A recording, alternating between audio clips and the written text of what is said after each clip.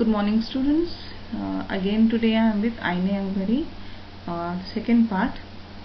So as we had discussed in the introductory session, what was Aine Akbari, what was Akbarnama, and the importance of Akbarnama and Aine Akbari. Now we'll see how it was compiled and how it acts as a main source of information. So students, हम देखेंगे आईने अकबरी के बारे में, उसकी वो क्यों इतना महत्वपूर्ण क्यों है, इसमें क्या तथ्य हैं, ये सारी चीज़ें हमने इंट्रोडक्शन में देखा. अब हम देखेंगे कि वो कैसे इसका अनुवाद किया गया या फिर ये कैसे एक महत्वपूर्ण ऐतिहासिक स्रोत के रूप में हमें महत्वपूर्ण जानकारी उपलब्ध कराती है. तो जैसे मैंने पहले ही बताया था कैसे खंडों में बंटा गया है और अबुल फजल को यह कार्य दिया गया था कि वे इसकी रचना करें, इसका सृजन करें, लेकिन ये इनके लिए उतना आसान नहीं था. इनको बहुत सारा शोध करना पड़ा था. उन्होंने बहुत सारे शोध किए थे, बहुत सारे व्यक्तियों से भी मिले थे और बहुत सारे साक्ष्य एकत्रित करने के बाद ही उन्होंने इसकी रचना की थी. और वर्तमान में मुगल कृषि संबंध इतिहास की जानकारी हमें इरफान हबीब की पुस्तक agrarian system of Mughal India से भी मिलती है, जो कि आईने अकबरी ग्रंथ का प्रमुख स्रोत के हिसाब से उस पर आधारित ये लिखा गया है. So students will see that the task of compilation of work was given to Abul Fazl, but it was not an easy task. He had to do a lot of research. He met many people. He got many evidences, and on the basis of that only he was able to compile Aine Akbari. Other than Aine Akbari, as Aine Akbari was the basis of information, based on Aine Akbari many books were also written by the later historians, in which we see about the agrarian system of Mughal India, which was written by Irfan Habib.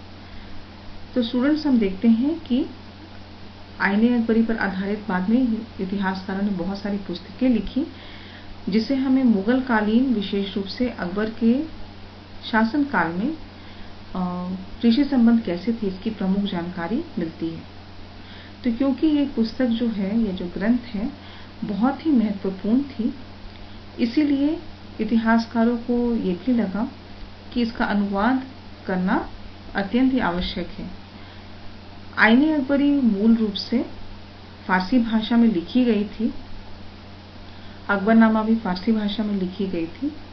इसीलिए बाकी इतिहासकारों को यह लगा कि इसका अनुवाद अत्यंत ही अनिवार्य है.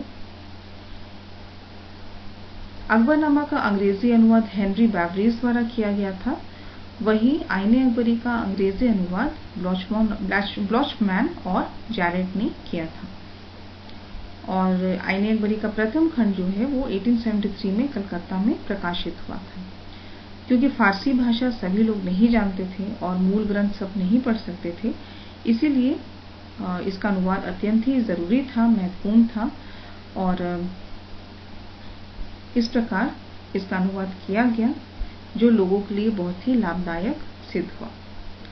So students, we see that because it was of great importance, it provided with many sources of Mughal history, mainly about agrarian relations. Many historians felt that its translation is very essential because since Akbarnama and Aine Akbari both were written in Persian language, and all of them didn't knew Persian, and it was not possible to read the original work of Abul Fazl. Hence translation was done. Akbarnama was translated by Henry Beveridge, while Aine Akbari was translated by Blochman and Jarrett. The first part was published in 1873 in Calcutta. Hence this translation proved to be very beneficial for all the historians. इस प्रकार जिसका अनुवाद जो है वो बहुत ही लाभकारी सिद्ध हुआ. अब हम देखेंगे कि एक स्रोत के रूप में ये कैसे उपयोगी है.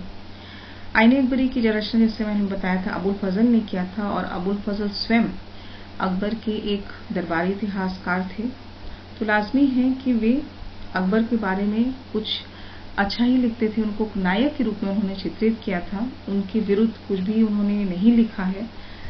और उनके हिसाब से जो अकबर थे वो एक नायक थे और वे एक इंसान, एक कामिल थे, यानी कि एक ऐसा व्यक्ति जिसमें कोई गलती नहीं हो सकती है। तो एक तरह से उन्होंने सिर्फ अकबर के प्रशंसापरक पक्ष को ही सामने रखा और बाकी दूसरे तथ्यों को या उनकी बुराइयों के बारे में या उनकी बुराइयों को हमारे समक्ष नहीं रखा। उन्होंने अपनी रचना में या जब सृजन किया था अकबरनामा का, उसमें उन्होंने अकबर को एक सूर्य की तरह चित्रित किया है। जैसे एक सूर्य के इर्द गिर्द जैसे बाकी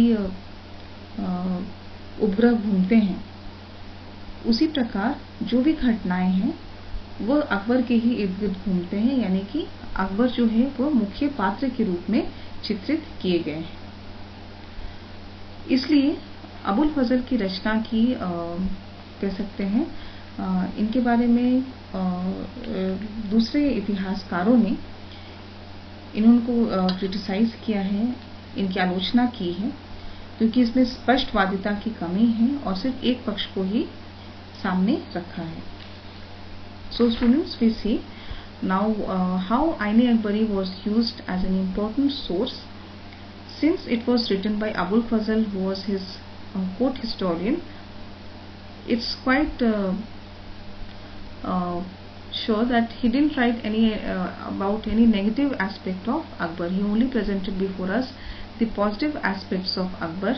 He didn't mention any of his negative shades, and hence he portrayed him as a hero of his work.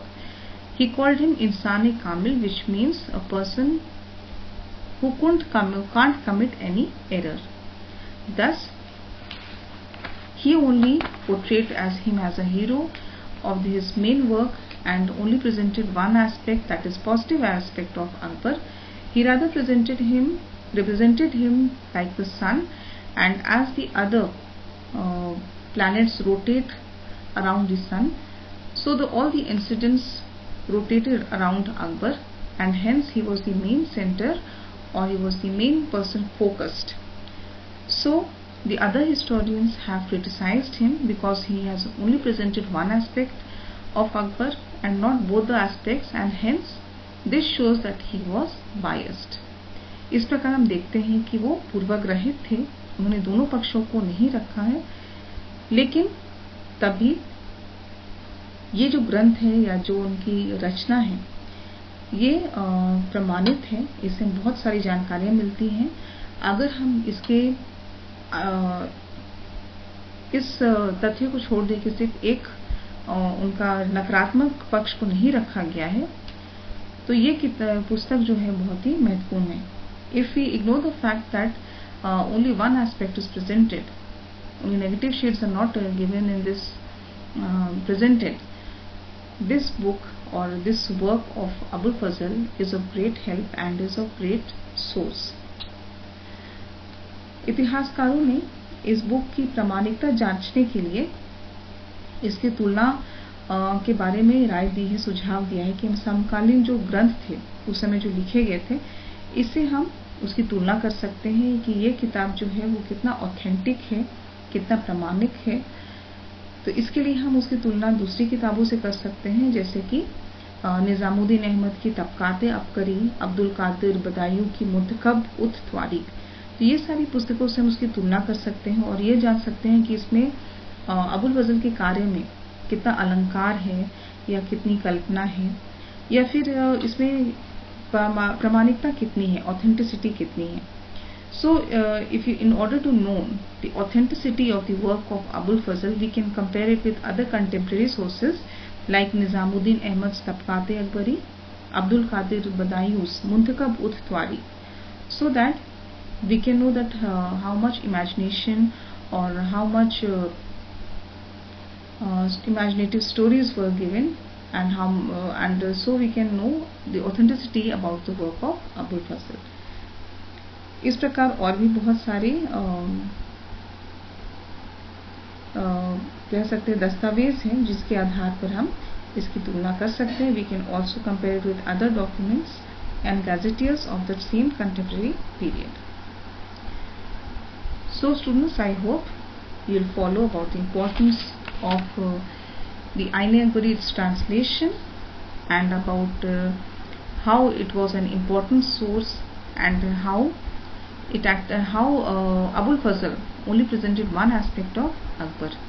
So students, हम देखते हैं कि आईने अकबरी का अनुवाद क्यों किया गया था, कैसे किया गया था और क्यों ये बहुत ही ऐतिहासिक एक महत्वपूर्ण स्रोत के माध्यम से हमें मुगल कालीन जानकारी प्रदान करता है. क्योंकि अबुल फजल दरबारी इतिहासकार थे, इसीलिए उन्होंने सिर्फ एक पक्ष को ही रखा है. लेकिन अगर इस पक्ष को हम अगर नकार देते हैं तो ये किताब जो है बहुत ही रचनात्मक कार्य है जो बहुत ही उपयोगी है. Okay, that's all for today students. Next session we'll proceed with other aspects of Aine Akbari. Thank you.